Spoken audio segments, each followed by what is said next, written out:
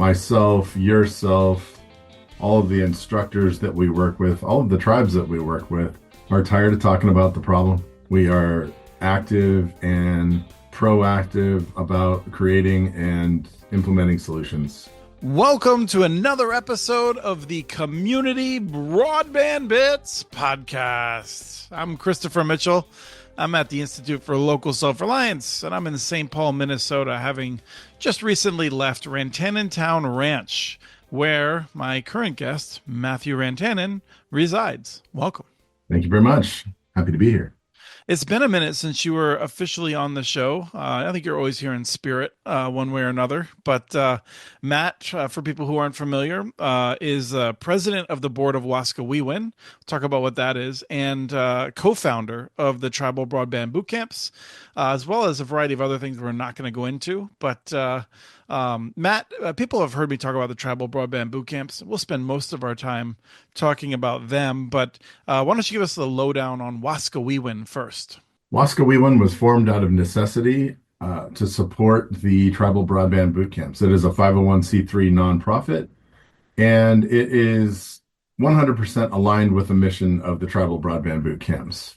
And Waskawiwin means the act of being active or the act of being in motion. It is a Cree word from above the U.S. border, and I think it reflects who we are as a group. So myself, yourself, all of the instructors that we work with, all of the tribes that we work with are tired of talking about the problem. We are active and proactive about creating and implementing solutions. And so it was a very aptly named organization in that fashion.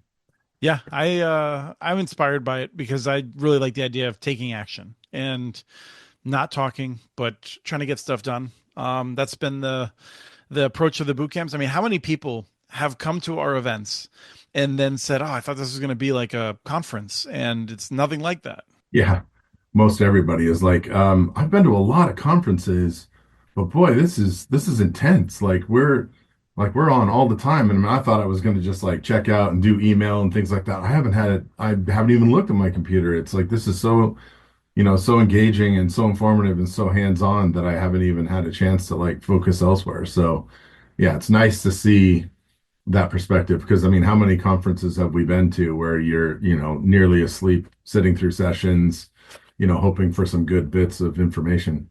I've been excited about some of the ways we're going beyond the Tribal Broadband Bootcamps with Waskawiwin, and we can talk about that a little bit. But I think Waskawiwin's goal more broadly is to connect Indian country, and by connect, not just to the internet, but to each other, so we can really help.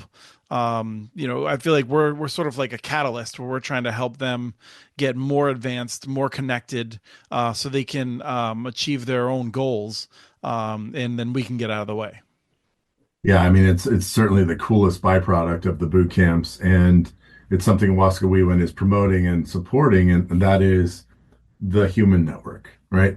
This massive amount of people that have been through a boot camp that all have, the common thread of trying to solve their communications needs for their communities and, the common thread and interest of technology, and the different things that come along with that. And I think, it's a perfect time for Waskawiwin to take shape because we have had so many tribes involved with the boot camps that are very willing to provide constructive criticism and help us with the evolution of where we are headed in the next few years. And Waskawiwin can form that at the same time and become very supportive of exchange programs and different things that we're capable of now that we have this network of folks. So let's talk about the most recent event. We just concluded our 17th event in less than 4 years. We have our 18th coming up very soon with the Pueblo of Jemez in the Albuquerque area. But I wanted to just start by what I think most people consider one of the most interesting, fun parts of the Tribal Broadband Bootcamp that you hosted on Rantanen Town Ranch. I think it was maybe the fifth or sixth one we've hosted there. We've added a bunch of cool stuff for people to actually experience. You've buried fiber all over your property. We have a wireless tower that you've concreted into the ground. We have all kinds of stuff, but we added something. You showed that you have no idea how to cut a fiber with a bulldozer blade. Yeah, you would think that a tractor bucket would be sharp enough on the edge. I mean, it'll cut your finger if you run your finger down it because of all the little burrs and stuff on it. But when you put 11,000 pounds behind it and you drop it straight down on a piece of skinny little fiber, it is surprising that I wasn't able to cut it in the first jab. So we had set up. I mean, thanks to our partners and sponsors, Calix, we had set up an E7 on your property. We have a splitter, so it's a gigabit GPON network that we have out there, and the tent was being fed by a fiber to distribute Wi-Fi in that area. And we specifically laid the fiber out on the ground so you could come by and do your classic fiber-seeking backhoe, minus the Yeah, backhoe plus the blade.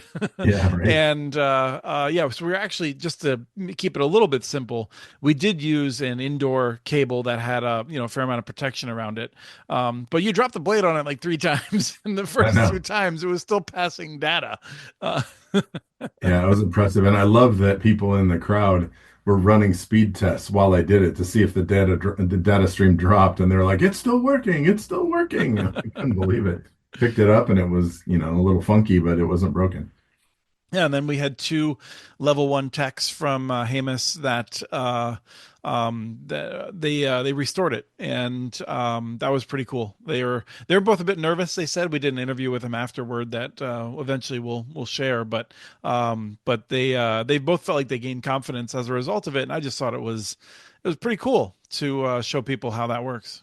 Yeah, and to have them patch it and then put it back out there and have it function again as normal. I don't know. I think it takes away a lot of the mystery of fiber that people are afraid of. I mean, how many times have we seen people come into this, thinking that they were going to do wireless and leaving building fiber to the home as their new plan. So I think, I just think it's great. Tribes have looked for the low cost solution a lot of times because of funding opportunities. Now, when some of them have some funding opportunities, I think it's really wonderful that they're looking at hybridized systems where you have fiber as close to the endpoint as you can to sort of future proof the capacity and opportunity of the network. And then you build those wireless connections, those really hard to reach folks. It's neat to see it evolve. Yeah, and I just go back to and I look back. We talked in July 2021, and next year I think we should revisit that interview and think about it, because we had no idea that this was coming, that we were going to do all these other events and whatnot. But you're going to react, but then I want to bring in Linnea and Spaggy. Yeah, absolutely. I mean, that'll be the 5 year anniversary. So how wild is that? I think we created something we don't know how to stop. Yeah, I mean, and that's where for me, I give a lot of credit to some of those early folks like Linnea, Spaggy, or two that come to mind because we've worked so frequently with them. But the people who came out to the first boot camp and showed us that there was some gold buried there. If we needed to keep digging and try to find it, that's probably not the right analogy, given No, the but legacy. there was definitely a discovery, I think, from all directions, from us, from them, that, well, for one, many people that attended had no clue there were other tribes doing this, right? So it was during the tribal priority window, receipt of licenses, people were looking at their 2.5 gigahertz, and they had been reached out to by either myself or Jeffrey Blackwell or Irene Flannery or a number of other people that were promoting the open window at the FCC, and they got their license, but I don't think they really understood in some cases like exactly what it meant, or they knew that they needed to go learn about it. And when they came to learn about it, they realized how many other people were just like them. I mean, it opened a door to resources, and then it involved the opportunity when we're all in a room, ideas start flying around, solutions start flying around. creativity starts stepping in, and then you and I realized what we had done is and put this together. We'd created this catalyst that all this stuff started happening. Now, how do we harness it and make it effective in the next one? So, and also, like scientists and such, let's prove that it was false. Let's do it again. I don't think that was a real thing. And then the second one, blew us away. It was even more impactful. Yeah, I think about, that we started with the tribal wireless boot camp. Now we call them tribal broadband boot camps, because it's alliterative. Both you and I think, have concerns about the use of the word broadband as a replacement for internet. I think internet is the key thing, internet access. But I think about, people, there's so many people that have influenced us on the way, but it was, a few people like Jonathan Chambers to me, quietly, when he was like, dude, why are you just only doing wireless? And, the tribal nations really need to think about fiber networks too. And I was like, it's too hard. How can you do it on such a small scale? And then to have Merit and particularly Bob Stovall, reaching out, and then all of Merit putting its weight behind to help us try to figure out how to share that. And then tribes that had been doing this, like, Mohawk Networks and TOUA, Ton Autumn, Cheyenne River Sioux, sharing their long experience on this. It's really snowballed.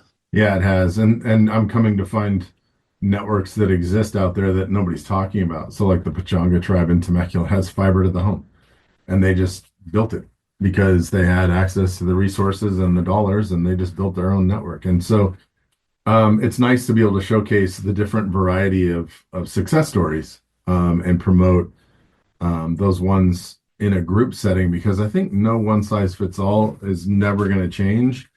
And I think you can pick pieces and parts of other people's network and make your own Frankenstein network that works for your community. I really don't think that, an outside source comes in with a cookie cutter idea and says, here's how to solve your problem.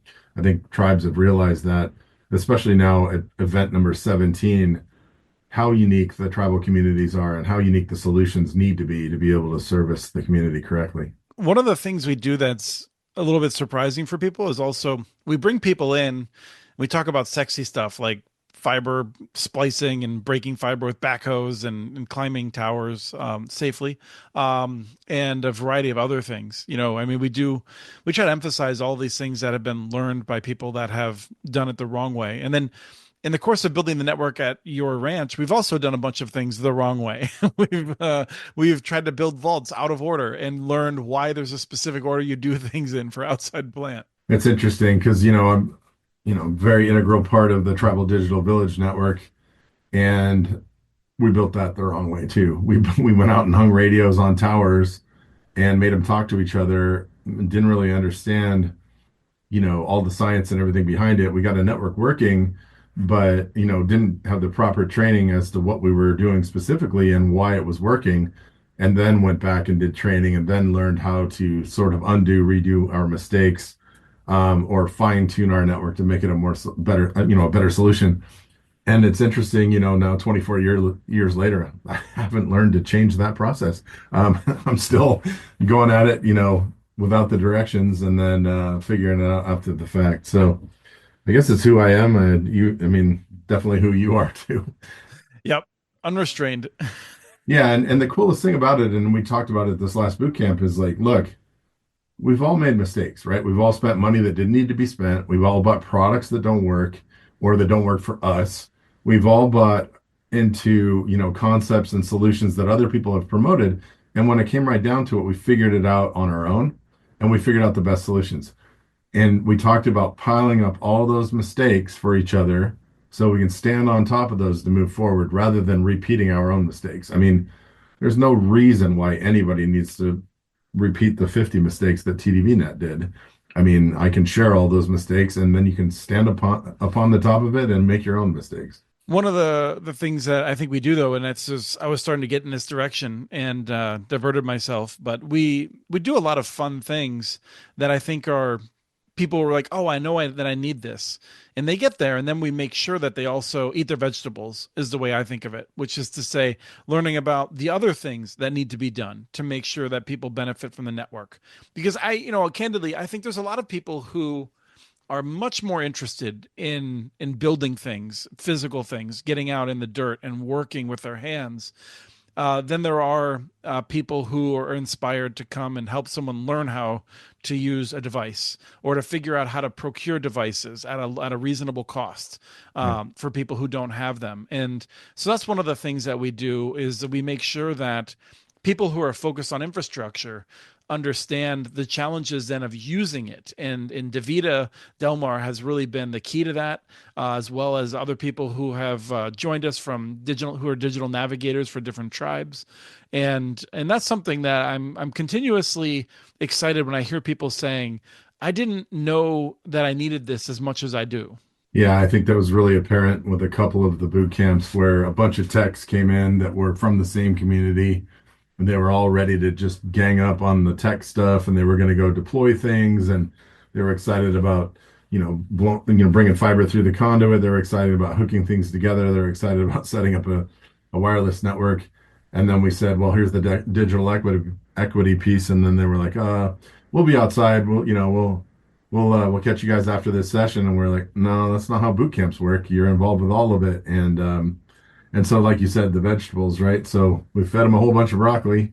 And funny enough, they all on their surveys responded with the digital equity piece was the most impactful, had no clue they needed it, blown away. And it happens every single boot camp. I mean, every time we get into digital equity, people don't realize the impact that that has on a community and the success of your network relies upon it.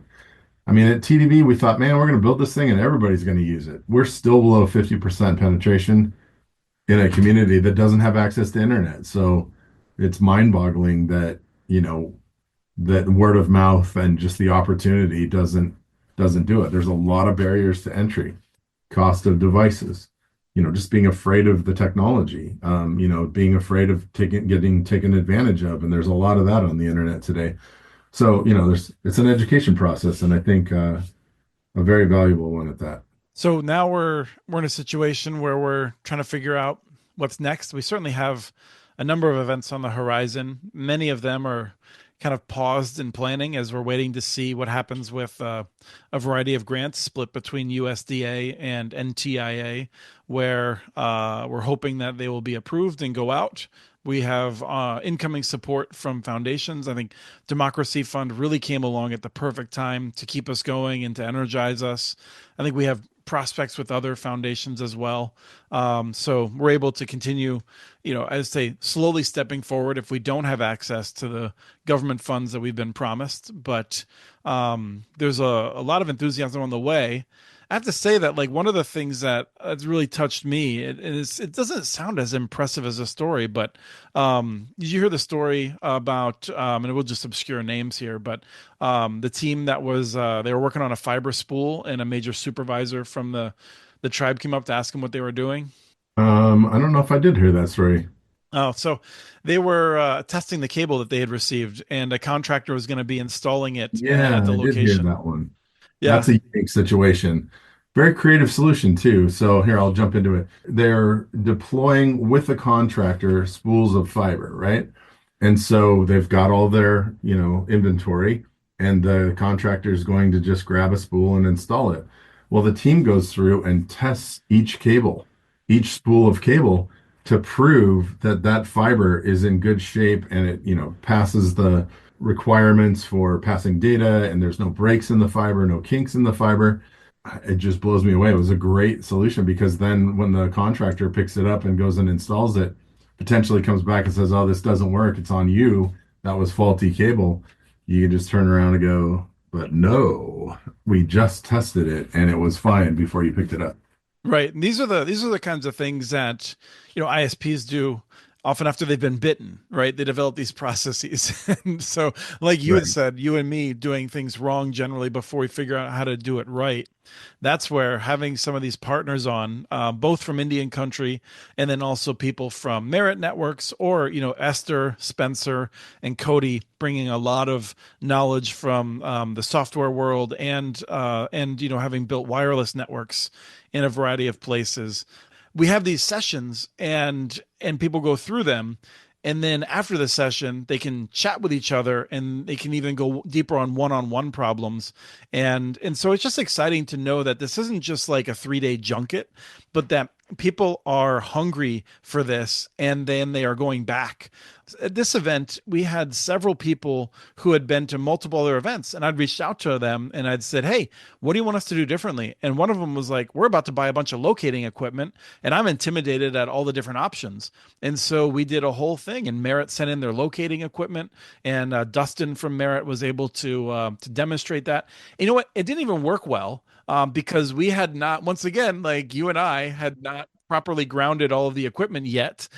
Something's always going to be done next time, and but that process was still really helped them to learn a lot more than if it had even worked properly. Yeah, I agree. I mean, I think if everything had been grounded properly and they found the cable, it would have been a really quick, tutorial, and people would have tried it and it would have been super easy. Well, because they didn't have the proper ground on the far end, because we hadn't gotten down our list of things to do yet, they had a really tough struggle. So they were catching like electricity lines that are going to a well. They were catching other things that were around it, but they weren't able to find the conduit. Interesting thing is then they go to the other end, they realize the ground isn't there. They put the ground in, and then all of a sudden now they can find everything. So I don't know, good learning lesson if you ask me. The thing that we didn't anticipate, Matt, is that you and I would perfectly simulate half-assed contractors. We got it. We nailed it.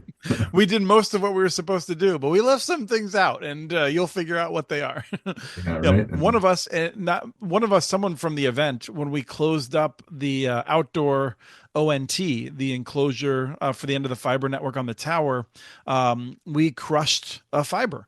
And Yeah. so we left it there when we found it. And I will say that it could have been me. I don't think it was me. Like, I don't want it to have been me, but it could have been me. And rather than fixing it, we told people, "Hey, we got a call, and the customer says that they're not getting a connection anymore." And so, Dustin is able to show people how to do an OTDR, and they were able to like get a sense of how you would troubleshoot that to then go out and find out that the drop line had been mangled. Yeah, and then I think we had Spaggy from Hoopa go out and fix it.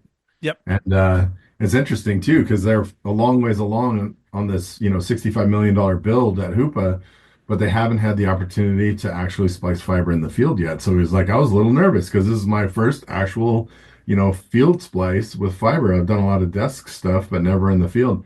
And it was cool. I made it work. So So when he spliced it at first, he nicked the or didn't get a clean cut on the glass, we think, because he mm, spliced it and then still weren't getting data passing. And so he said, "Oh, I think I might know that I need to do it again." And we did it again, then it did pass data correctly. And so, but yeah, Spaggy's a supervisor now, right? He isn't he is not he's passing those orders on to other people for the most part. that's right. You move far enough up the stack, become a glorified check signer. You know all about that. I do. That's all I do anymore. Yeah, I mean, and then the other thing that I wanted to note, I mean, we do think that there's a lot of other things we can be doing to help. And mostly it's that connection service, I think. And it's been great. If anyone's listening to this who knows of any tribal nations that have a 2.5 gigahertz license and they're not sure how to use it or they're struggling to find the right equipment, we are available to provide some support to help them get it up. We actually did this, with a couple of folks to make sure that they were able to do their license in time, and that's something that we want to help to make sure that they're able to use that 2.5 gigahertz. Yeah, I think we would also encourage them to attend a boot camp so that there was a better understanding of what 2.5 gigahertz value is to the community and maybe options on how to use it. But certainly, potentially providing the right hardware to be able to fulfill your license agreement, as most of those first session or the first half license agreements are probably due by now. I'm sure there's a few tribes that were unable to acquire equipment and the expertise to get it put into place in time, so their next window is shortened from 4 years to 2 years. So it's certainly relevant for any of those folks or anybody that wants to sort of expand on the use of 2.5 gigahertz. beyond what they've done to meet their minimum requirement. And then I wanted to wrap up by noting that, we focus on a lot of things in person, hands on, that are related to outside plant, building physical networks, wireless, wireline, fiber optic, whatever, but that we've had a number of administrators and tribal leadership come through. We've had other people who aren't associated with tribes come through. We don't encourage that a lot. We want to keep this really strongly focused on Indian country. But we have had a commissioner from the CPUC come through. We've had a number of different folks coming through, and we are hopeful to keep seeing that because I think the other thing that we do, aside from giving people hands on, is doing a good job of explaining how everything comes together. And I think you're going to be a better leader if you have a better sense of how all the different parts interact.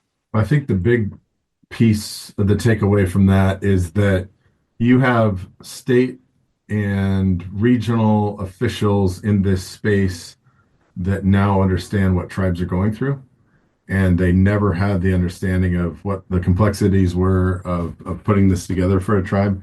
I mean, from a Public Utilities Commission perspective, they know the rulemaking, they know the policies, they don't know on the ground. And so this is a lot of on the ground, which really informs their decision makings moving forward. I think a lot of tribal leaders benefit. Even a lot of directors of programs benefit. They don't understand the timeline it takes to do some of these activities. And so it really addresses the reality for them. And they weren't ready to experience that. They were like, wait a minute, this takes 2 hours to do? Why? I had no clue when we were sending them out. We're like, why aren't they back? Kind of a thing when their trucks roll.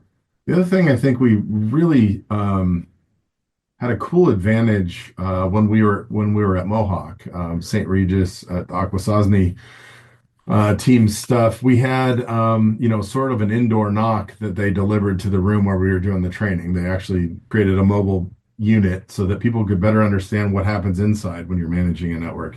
And the network operating center where they have the screens to respond to problems and things like Yeah. that. And then we got to see, fresh my memory where we went. Tohono O'odham had a wall screen. Yeah, that one was really cool. And then NoahNet did as well because we visited Yeah. NoahNet while we were hanging out in the with the inland Pacific nations. Yeah, and so two different applications on the same idea, right? One is a giant screen on a wall where all of the cubicles can see the screen and watch things in live real time, alerts and different messages coming across that screen. And then at NoahNet, they had individual sort of like substations of that screen where everybody had these wraparound monitors and they were responsible for that screen each individually, probably focusing on different aspects of the network or different regions. And then they also had like a big sort of a ticker of jobs and experiences on the network that they were checking and deleting off the list as they were moving through it. So really cool to see the different experiences that different people have set up and then what works best. I mean, I can remember to rewind, I don't know, 20 years. I had built a cabinet in TDB that held 8 HP CRT monitors, like 17-inch monitors in a row. So four and four. And we had different machines plugged into those that were able to, this one was dumping the log so we could watch the log roll in real time. This one was looking at some of the connections. This one was looking at a different type of radios connections. And we were doing that on CRT monitors back in the day. And man, it was the most inefficient thing, but it was way better than just trying to wing it. But things have changed, and I'm glad we're helping support those changes by like showing the evolution of stuff. Yeah, when we visited Tanatam, one of the things that I loved also was one of the people that was from a place that they're going to be building a network stepped out into the yard and was looking around at the trucks and stuff, and they were like, "Oh wow, I didn't really think about all the outdoor space that we would need to store things and to be able to manipulate, and move the trucks around, and just realizing that they needed a bigger yard than they had planned on. Some people seeing the security that you want to have, fences and all that. Seeing this stuff in person can really, really make a difference. Yeah, I mean, when we were at Red Spectrum in Coeur d'Alene, they had a pretty substantial yard, but Tohono has a pretty, I don't know, monumental effort in that yard and the different warehouses and stuff that house the different utility devices that they use to manage things, not just the network, but other things as well. It was a pretty massive effort. Right, and the utility system for John Otham has responsibility for many more utilities, so that was a Yeah. part of it too. Yeah, and I imagine the Hoopa Valley tribe is in that same boat, right? And they have limited space. Think about their reservation compared to Tohono O'odham. O'odham's like I think the fourth biggest reservation in the U.S. Yes. So like Hoopa Valley is quite small, and they're in a valley, so space is limited. I mean, I wonder if they're going to get a car vending machine to stack their utility trucks. Yeah, and the Red Spectrum was really fun for just seeing a number of different things, including it was just remembering that there's local politics at stake, right? There was a bunch of fiber tacked up on a pole in plain sight, and like I think the city didn't want to work with the tribe. There's like a personality conflict there. I got in the way. Yeah, it's surprising how much you have to deal with some of that petty stuff all along the path. I mean, even individual homeowners that just had a brand new home built, they don't want to see something on the outside of their house, so they're trying to convince you to hang your customer premise equipment inside the attic, looking out a vent to try to see the mountain and to be able to surf wirelessly. And there's an education process in all of it for sure. Yeah. Well, and that's where we can end up because a person who does those installs knows that, but their supervisor doesn't always. And that's the thing that we make sure and Matt, I think you and I we do so many things well, Matt. Let me just pat you on the back. You get me, get my back. Okay, But yeah. but one thing that we consistently see, and it's where we really care deeply, is that people are willing to share, right? People Yeah. who are quiet, people who come expecting that they're going to hide in a quarter in a corner, and they're not going to be putting themselves out there because that's how they roll through life for whatever reason, and they find that they feel comfortable and they want to share those experiences, and we all benefit when that happens. We have seen at least two, maybe three really shining examples, and I won't call the people out by name, but the first one was somebody that was promoted to us by their supervisor that this person is probably not going to engage. And by the end of that first boot camp, they were like excited to share what they had learned, and the experience was mind expanding for them, and they felt comfortable. The next one was interesting because it was a gentleman who worked outside plant, and we came around just to say our name and who we were and where we were, and he refused to do that. And so it was funny to me and exciting to me by the end of that boot camp. We came around to say who we were and what we got out of the boot camp. And he was eager to speak up because he had seen so many other people share stories, and he had a boatload of stories. He just didn't have an avenue to get rid of them. And all of a sudden, he now had a voice, and he came out, spoke, was excited to be there. And then the following boot camp he showed up to, he spoke the whole time. Yeah.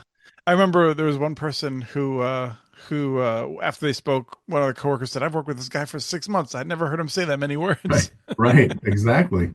Yeah, it's a good experience. And I think, if you're in this space, you're in it for a reason. I mean, you may be here just for a job, but it's a fun job. But most of these people, especially in tribal communities, are here to solve communications problems that they're having and create opportunities for where they live. And so it is a passion project on top of being a job.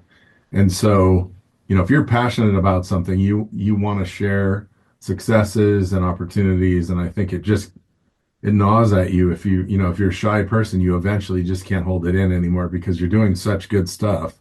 You got to let it out. So it's wonderful to capture that. Well, there's several other stories we could tell, but we're going to have to draw it to a close. I will say that we're kicking around the idea for a big 5-year celebration next year. So, Yeah. anyone who's been a part of the Tribal Broadband Boot Camps should, if you have ideas, we've got a few, and it centers on, I think, probably a big event, in June, possibly at the ranch. So, Yeah, I'm looking forward to that. I think a little bit longer event where we can focus a little longer on each of the subjects and really drill down into some of the things we don't quite have enough time for. We could do some interesting breakaway stuff with small groups, and I think we need to be a little bit celebratory in what we've achieved in 5 years because it's been pretty monumental the amount of impact we've had on folks with the boot camp, but not only that, but impact they've had on each other. And I think we just really need to sort of share that. A lot of the tribes will be, mid-construction in the last year of their funding opportunity. So there might be some tight timelines to meet, and maybe we'll have people coming for 2 days and leaving, and other people coming for 3 days. But I think we ought to do the best we can to sort of regroup the folks that have made the biggest difference so that we can kind of share that. It's been a wonderful ride. And I think maybe you should rent a bobcat that has a sharper blade, backhoe, I'm, perhaps. I'm thinking maybe like an auger so we can wind the wire up or wind the fiber up and pull it out of the ground for like 200 feet. Yeah, we didn't even mention that people loved. We have you now have you're the proud owner of two half utility poles stuck in your ground around Yeah, the that's area we right. work in. We have a cool relationship with Connect Anza, and they came in with their auger truck. They set two half utility poles, and they did a wire between them, and did an aerial lashing demo. And how cool is that? I mean, we had that makeshift thing that I put together in 40 minutes so that we could get that done. But I mean, I think we really benefited from the longer span to actually see that device work as it's supposed to. And people got to pull it, see what the tension was like, see what, how it would hang up and different things. That was amazing. And my ravens love it. They're hanging out all over it. That's great. Well, thank you, Matt. Once again, it's been wonderful working with you on this, and appreciate your time. Always a pleasure. Thanks, Chris. We have transcripts for this and other podcasts available at communitynets.org/broadbandbits. Email us at podcast@communitynets.org with your ideas for the show. Follow Chris on Blue Sky. His handle is @SportShotChris. Follow CommunityNets.org stories on Blue Sky. The handle's @CommunityNets. Subscribe to this and other podcasts from ILSR, including Building Local Power, Local Energy Rules, and the Composting for Community podcast. You can access them anywhere you get your podcasts. You can catch the latest important research from all of our initiatives if you subscribe to our monthly newsletter at ilsr.org. While you're there, please take a moment to donate. Your support in any amount keeps us going. Thank you to Arnie Huseby for the song Warm Duck Shuffle, licensed through Creative Commons.